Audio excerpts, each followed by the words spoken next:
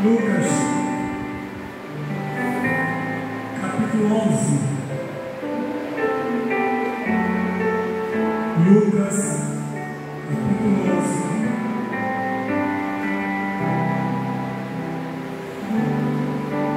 Glórias a Deus.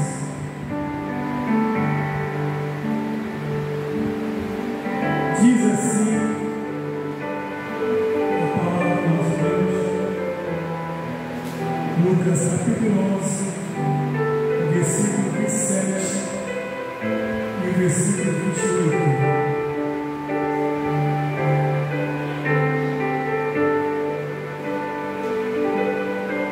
Lucas 11, 27 e 28. E aconteceu que, dizendo ele essas coisas, uma mulher dentre a multidão, levantando a voz, lhe disse: bem-aventurado o ventre que te trouxe e os peitos em que mamaste. Mas ele disse: antes, bem-aventurados que ouvem a palavra de Deus e a guardam. Muito obrigado, Senhor, por essa palavra nessa noite, em nome de Jesus. Amém. Sentados.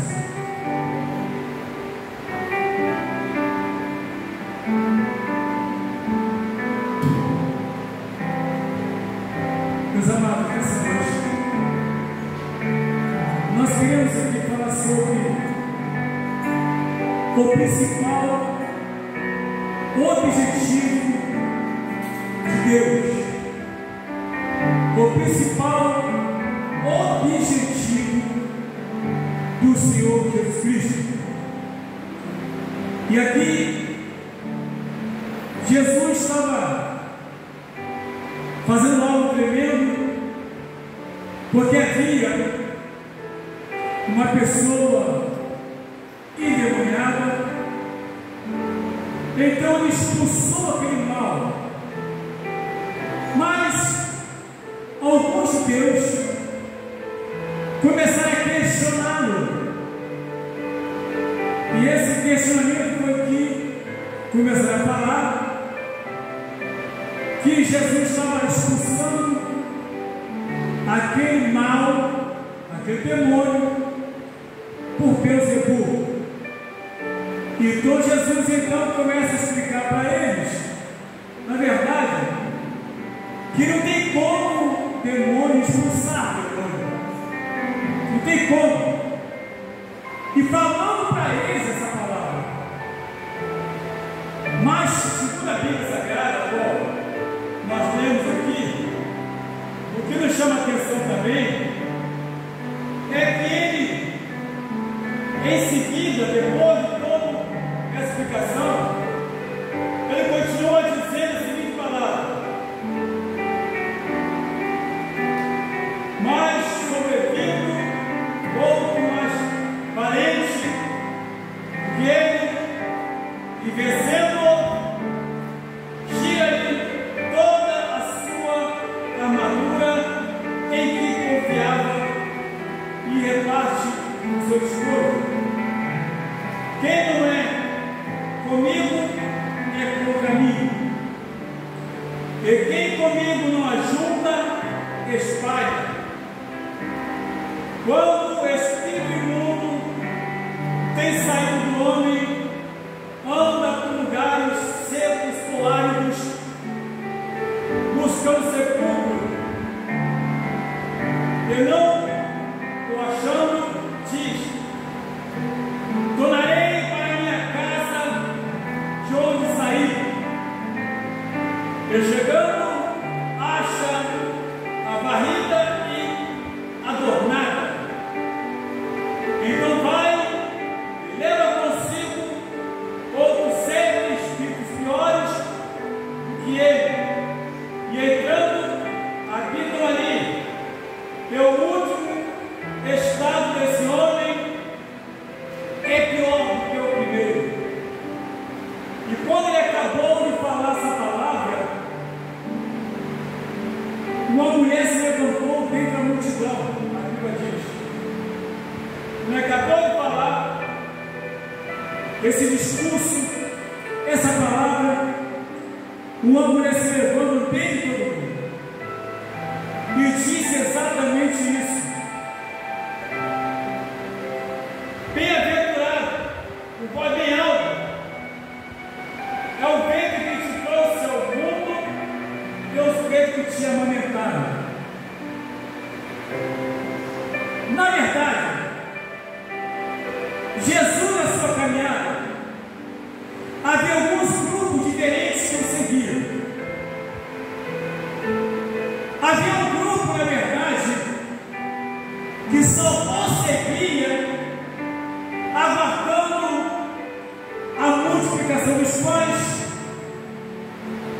aguardando o milagre acontecer, aguardando uma cura. Então existia esse grupo, era um grupo, podemos dizer, um grupo interesseiro. E tinha um outro grupo, na verdade, que estava ali meio que disperso, acompanhando a multidão, só para ver o que ia acontecer. Esse grupo, por exemplo, era um grupo tipo provocador, que sempre queria combater quando Jesus realizava um milagre, quando Jesus curava alguém, e principalmente quando a cura era um sábado.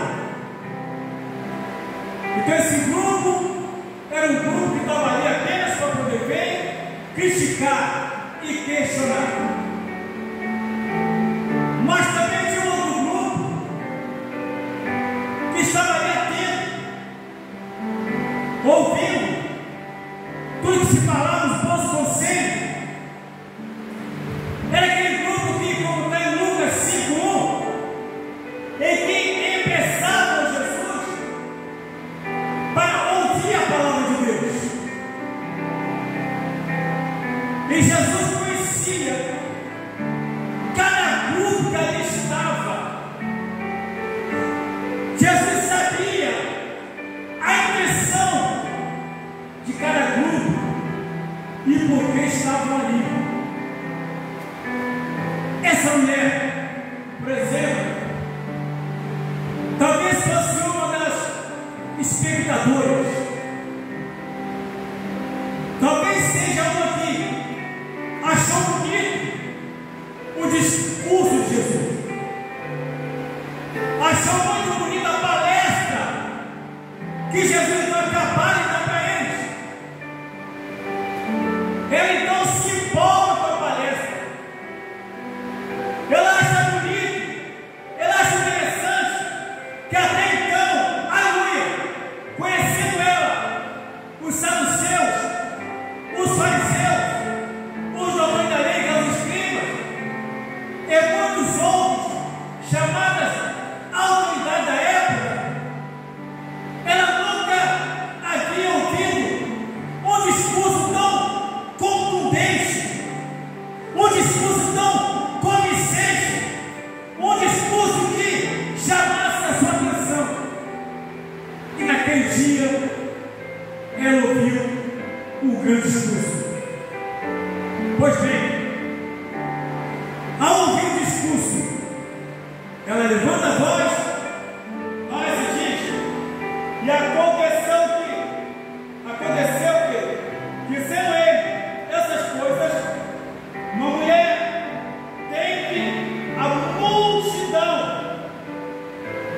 levantando a voz, ele disse, chegou para Jesus e disse, olha, bem-aventurado o ventre que te trouxe, ou tem uns que diz, bem-aventurado o ventre que te trouxe ao mundo, e os peitos que te amamentaram. Jesus, irmão, era para ficar muito alegre. Ele, inclusive, talvez, quem sabe, bater palmas muito bem. alguém fazer isso.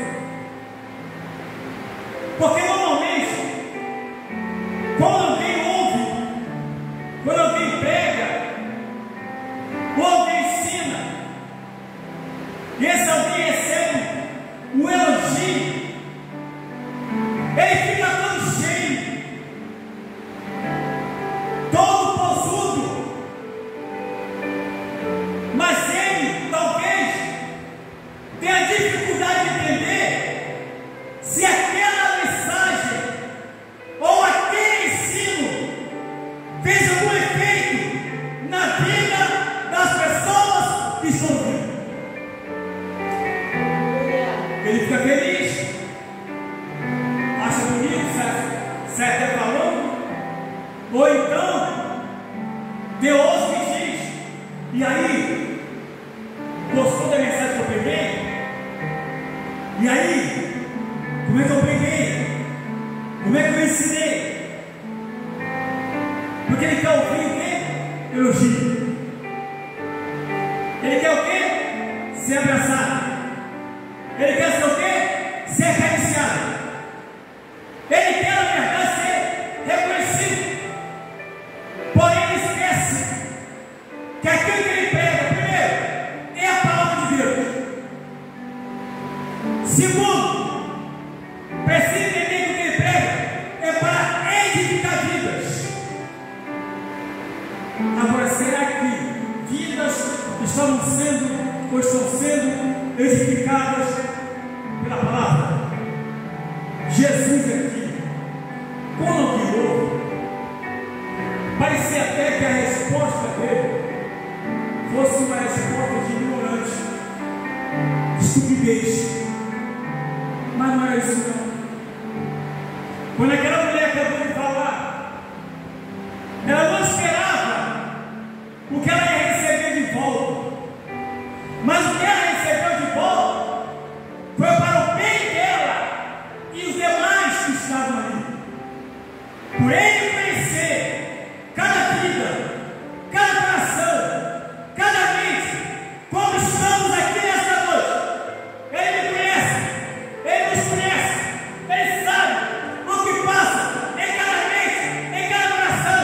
Ele sabe qual é a impressão que estamos aqui, ele sabe por que estamos aqui, então ele sabe. Ele sabe. Sabe. Ele então responde para aquela mulher, dizendo: mas ele disse, onde bem-aventurado os que ouvem a palavra de Deus e as guardam. Ele não se deixou levar pelo elogio. Ele não se deixou levar pelo tapinha nas costas. Não deixou. Porque ele falou, a intenção dele não era ser elogiado. A intenção dele, naquela mensagem anterior que ele havia falado, era que aquelas pessoas ouvissem e guardassem seus corações, para que houvesse então uma mudança de vida, uma mudança de comportamento. A intenção dele é que todas as pessoas compreendessem por que ele foi enviado pelo Pai, ou compreendessem por que ele estava ali falando, ou o que ele estava ali falando. A intenção dele era essa. A preocupação dele era com a alma das pessoas.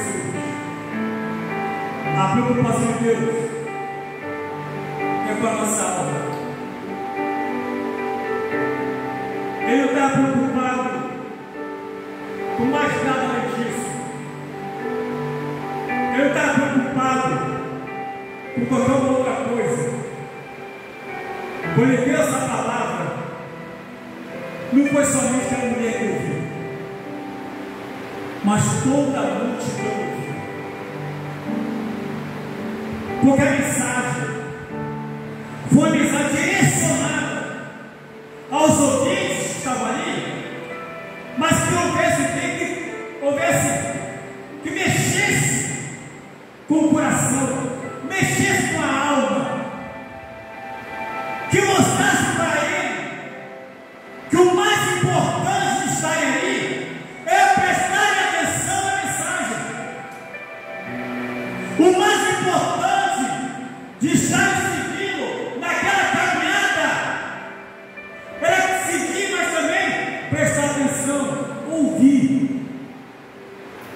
e se conscientizar. Se conscientizar de quê? Que consciência é essa?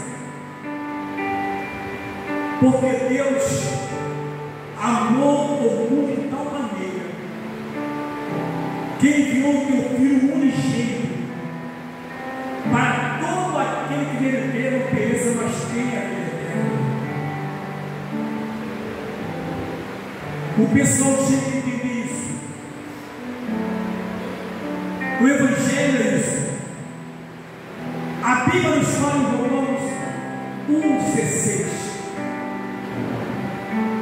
Paulo diz: porque eu não me vergonho do Evangelho, porque é o poder de Deus para a salvação de todo aquele que crê. Sim, Jesus, quando se assunta aos céus, ele incumbiu os seus discípulos, os apóstolos, com a mensagem incisiva, direta, mas confesso que produtividade, e por todo mundo, pregar o Evangelho a toda a criatura.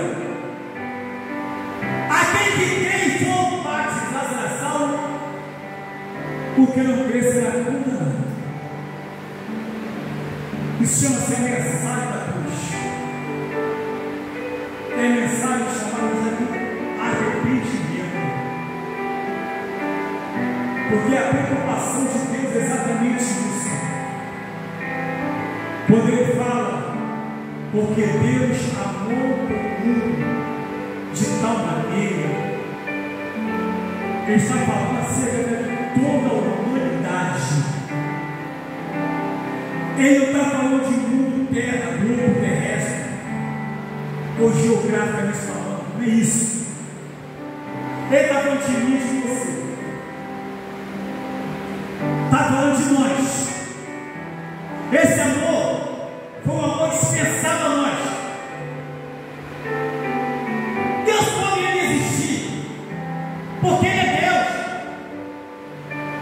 Desde o primeiro homem, que ou Deus obedeceu, Ele poderia existir. Mas peraí, como assim? Por que Ele não fez isso?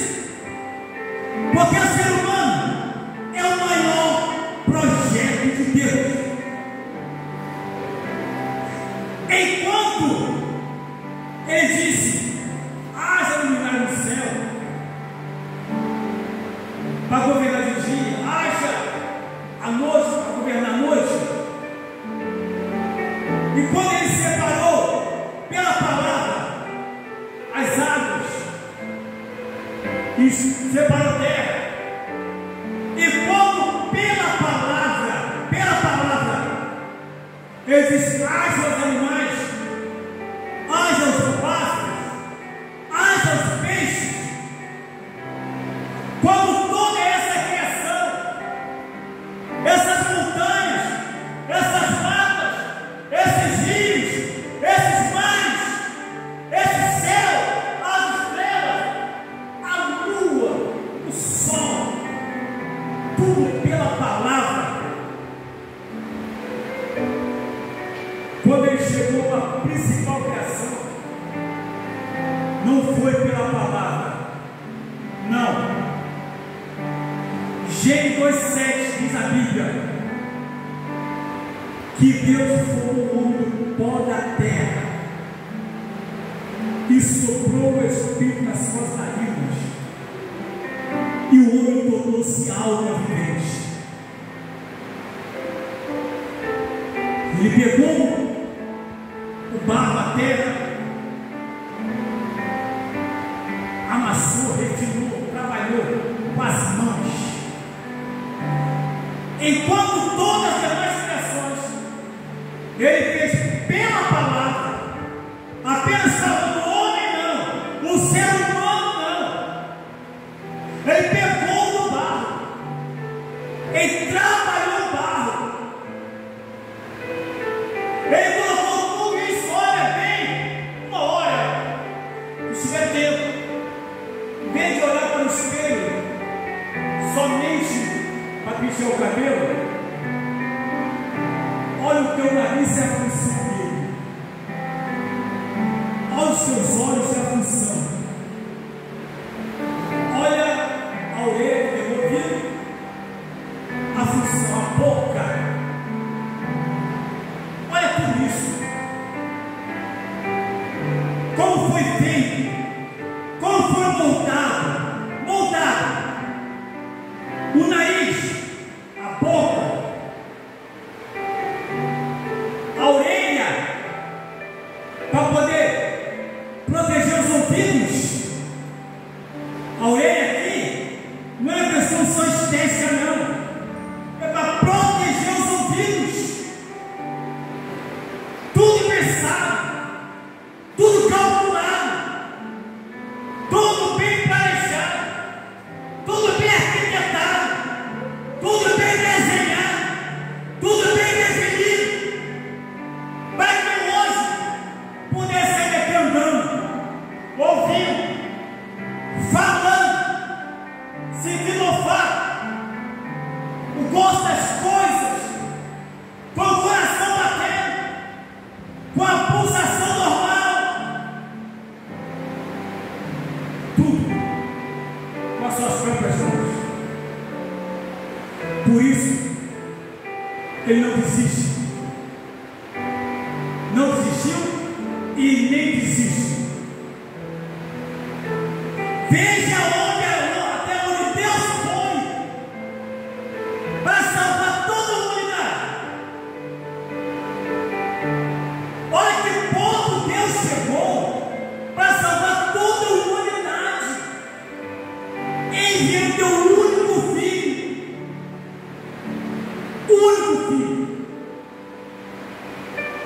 para nos resgatar das trevas para a sua maravilhosa luz. Deus é fiel, Deus é justo. Ah, se pudéssemos a cada dia nos conscientizar disso e valorizar mais a nossa própria vida, e principalmente procurando a cada dia olhar para o autor e consumador da nossa fé, que é o Senhor Jesus Cristo. Quando eu falo para o alto, é uma visão espiritual, não é uma questão geográfica, não é esse céu azul, não. É olhar para onde vem o Pai das luzes, aquele que, aleluia, que contempla do Senhor é o céu e a terra, e tudo eles é os homens que nele habitam.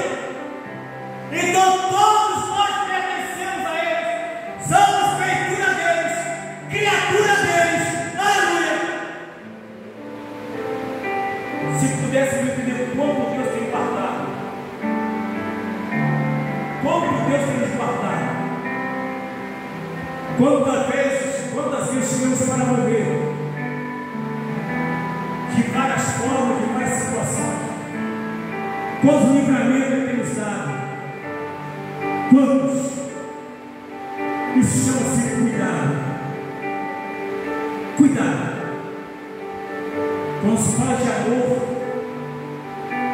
quem entende é Ele. Quando se fala de amor árabe, vem dele. É um amor que excede todo entendimento. É um amor que não dá para compreender, não dá para entender. Como é que pode o ser humano fazendo tanta coisa de errado, esquecendo até da existência de Deus, e ainda assim ele mantém as mãos estendidas?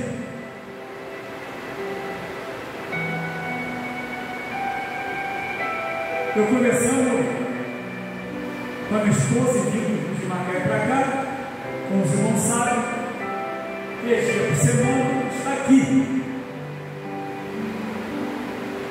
E eu dirigindo, e ela falando, e eu falando com ela sobre vigilância, e falando para ela que, quando ele está dirigindo, quando o motorista, ele tem que dirigir para ele e para os outros. Aí eu dei um exemplo para ela, tá vendo aquele caminhão? Vamos para aquele caminhão. Se quebrar a direção dele, ele vem para cima de mim. Eu tenho que estar atento para sair fora. Pelo menos tentar sair fora. Eu não posso dirigir achando que nada vai acontecer. Eu tenho que estar atento em carro, porque carro quebra. E foi exatamente uma curva, eu falei para ele, o caminhão tem uma curva, olha, se ele do jeito que ele tem ali, e quebrar a direção, ele vem para cima da gente, e eu vou ter que estar prestando atenção para o que eu vou fazer, para não ser esmagado por ele. Eu estou falando isso, porque quanto livramento a gente recebe de Deus nessas estradas. Há quase 4 anos, eu venho de Macaé para a Rocha Rio. Graças a Deus, até aqui Deus tem guardado e continua guardando. Daqui um pouquinho eu consigo de novo voltar para Macaé, e sei que Ele vai estar guardando. O que eu tenho que fazer é a parte que eu faço, mas a parte principal é dele.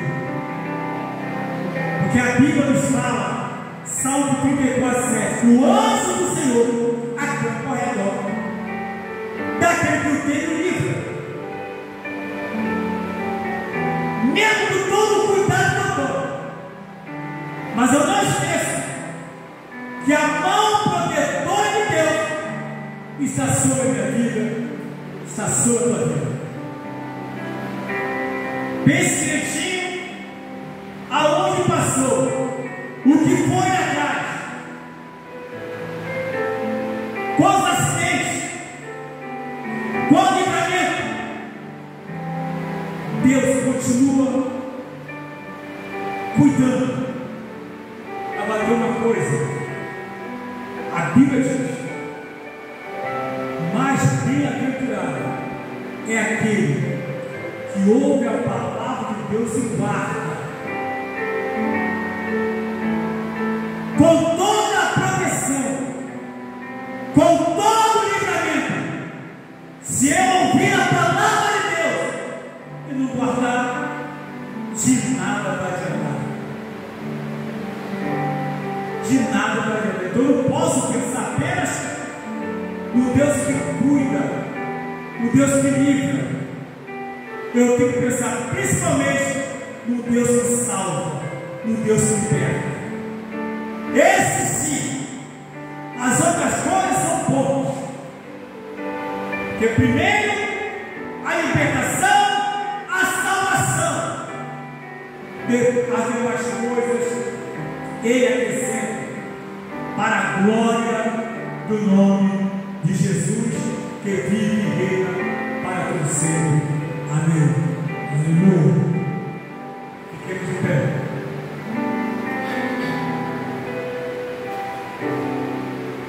Vamos, irmãos.